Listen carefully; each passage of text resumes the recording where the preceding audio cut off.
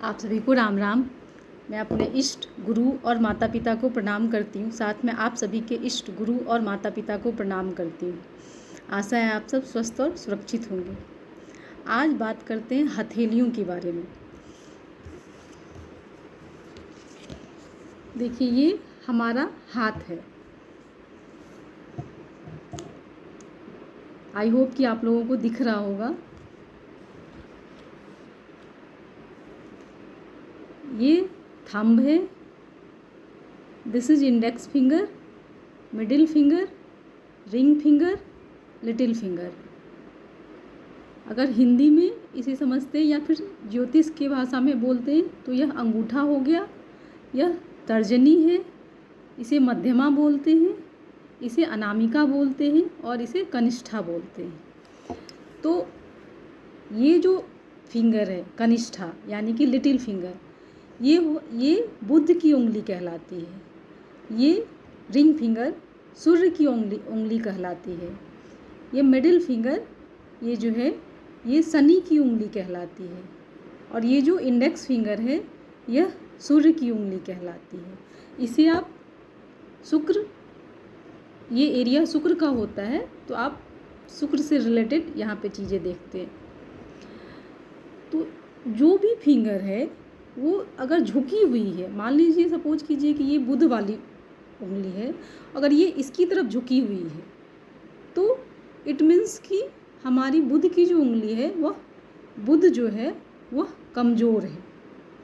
अगर ये सूर्य की उंगली हो गई तो अगर यह इधर झुकी हुई है या फिर इसकी तरफ झुकी हुई है यानी कि सूर्य जो है वह हमारी कुंडली में सूर्य कमज़ोर है। सिमिलर थिंग यहाँ पे देखते हैं, अगर ये मिडिल फिंगर इधर या इधर के साइड में झुका हुआ है तो फिर शनि कमज़ोर है।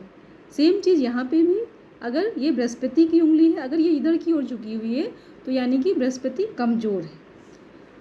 अब ये जो उंगली होती है उसके नीचे एक पर्वत सा होता है, माउंट। आप अपनी अपनी हथेली को निकाल के देखिए, यहाँ पे हर फिंगर के नीचे जो है एक उभरा हुआ स्थान होता है जिसे हम पर्वत या फिर माउंट कहते हैं। तो अगर ये पर्वत उठा हुआ है तो फिर अगर मान लीजिए शनि है और यहाँ पे पर्वत है उठा हुआ है तो फिर शनि अच्छा है। लेकिन अगर ये पर्वत इधर की ओर खिसका हुआ है या फिर इधर की ओर खिसका हुआ है या फिर दबा हुआ है यानी कि शनि कमज़ोर हो गया। ठीक इसी तरह आप इसमें भी ले सकते हैं, इसमें भी ले सकते हैं और इसमें भी ले सकते हैं। तो हाथ से हम कैसे समझ सकते हैं कि हमारा कौन सा ग्रह खराब है और कौन सा ग्रह ठीक है? अगर आपके पास जन्म कुंडली नहीं है तो आप हाथ से भी देख सकते हैं। और जो भी खराब है तो आप उसके उपाय कर लीजिए। कितना आसान है ना?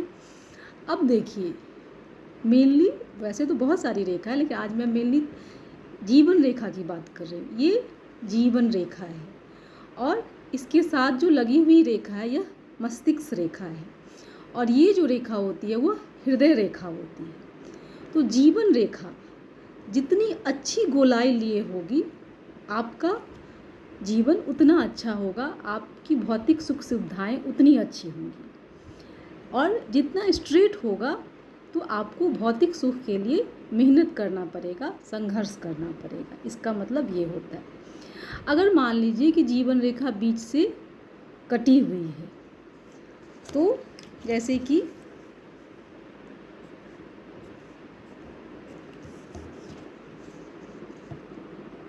मैंने छोटे छोटे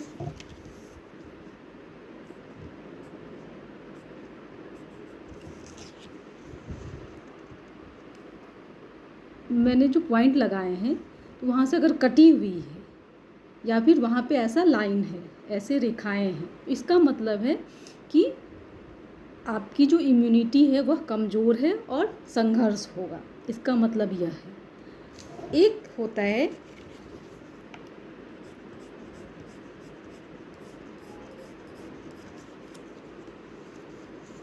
ये जो शुक्र, इसको शुक्र का एरिया कहा जाता है, शुक्र। तो यहाँ पे बहुत सारे जाल बने होते हैं हथेलियों पे, यहाँ जीवन रेखा के अंदर अंगूठे की तरफ तो बहुत सारे जाल बने होते हैं। तो इसका मतलब यह होता है कि आपको कोई असाध्य रोग हो सकता है, ऐसा रोग जिसको कि आपको मतलब संतुलित करना पड़ेगा वो उसका जो उपाय है वह आसानी से नहीं मिल सकता है, नहीं मिलेगा। और दूसरा यह कि बहुत जीवन में बहुत ज़्यादा ही संघर्ष है। तो अगर ये सब है तो फिर क्या करें, उसके लिए हमको कुछ उपाय करने पड़ेंगे। एक और चीज़, यह जीवन रेखा है और ये जो है मस्तिष्क रेखा है। तो ये जनरली जो है वह दोनों एक, इसकी जो यहाँ जहाँ से निकलती है वो दोनों एक साथ लगी होती है, उसके बीच में गैप नहीं होता है। लेकिन किसी किसी के हाथ में दोनों के बीच में गैप होता है। मैं अभी आपको दिखाती हूँ।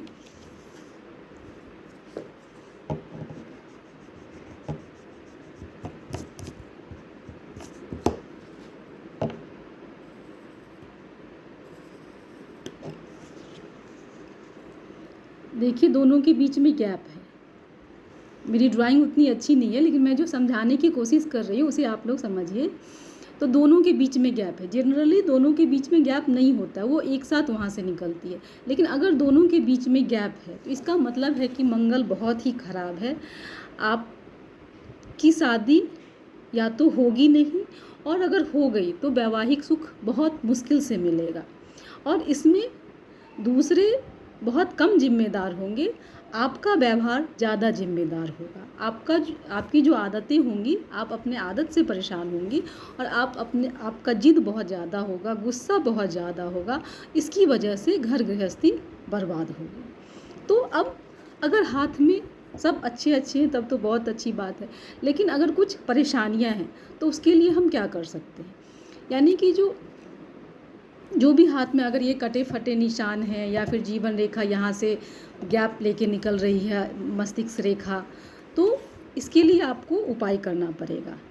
सबसे पहले तो आप अपने इष्ट की आराधना कीजिए। नंबर 2 पे आता है कि सुंदरकांड का पाठ कीजिए, या फिर आप महामृत्युंजय का जप कर सकते हैं। एक माँ दुर्गा का भी मंत्र है, ओम ऐं ह्रीं क्लीं नमश्चंडिकाय। आप इस मंत्र का भी जाप कर सकते हैं। ऐसा नहीं है कि सब करना है, आप कोई एक मंत्र ले लीजिए, कोई एक उपाय ले लीजिए और उसको कीजिए, शिद्दत से कीजिए, या फिर आप अपने इष्ट की आराधना कीजिए, तो आपके भाग्य में बदलाव होगा। अगर कुंडली नहीं है तो हम कैसे, बहुत बार ऐसा होता है कि कुंडली नहीं है तो हम कैसे समझेंगे कि हमारा कौन सा ग्रह खराब है। सिंपल है, अगर सूर्य की उंगली झुकी हुई है तो सूर्य खराब है। सूर्य का पर्वत अगर इधर से उधर थोड़ा सा भी खिसका हुआ है तो सूर्य खराब है। इसी तरह आप सारे उंगली में देख सकते हैं और उससे रिलेटेड आप उपाय कर सकते हैं। सूर्य खराब है तो सूर्य भगवान को जल दीजिए। शनि खराब है तो गरीबों को, मज़दूरों को नहीं सताइए, उसको यथासंभव आप उसकी मदद किया कीजिए। बृहस्पति खराब है तो शिक्षक, बुजुर्ग, विद्वान जो अच्छे लोग हैं उनकी संगति में रहिए, सत्संग कीजिए। बुध खराब है तो आप 8 वर्ष से छोटी कन्या को भोजन दे सकते हैं। शुक्र खराब है तो अपने जीवन साथी को भरपूर प्यार दीजिए। तो ये सब जो उपाय हैं आप कीजिए, आपको लाभ मिलेगा।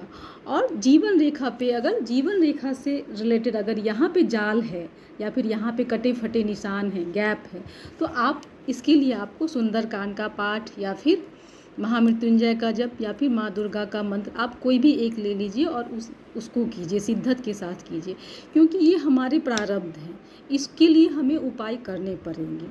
तो आप कीजिएगा तो आपको ज़रूर लाभ होगा। देखिए, हम जाने अनजाने कुछ कर्म ऐसे कर लेते हैं जिसका कि परिणाम हमको भुगतना पड़ता है, और उसके लिए फिर हम परेशान होते हैं। तो उपाय अगर आप शुरू से ही करते हैं तो आपको लाभ ज़रूर मिलेगा। तो आप उपाय कीजिए, भगवान ना करे कि ऐसा हो, अगर ऐसा है तो आप उपाय कीजिए, आपको लाभ ज़रूर मिलेगा। तो आज के लिए बस इतना ही। मैं फिर किसी नए टॉपिक, नई जानकारी के साथ आप लोगों के समक्ष उपस्थित होने का प्रयास करूँगी। तब तक आप लोग स्वस्थ रहें, व्यस्त रहें, मस्त रहें। आप सभी का धन्यवाद। राम राम।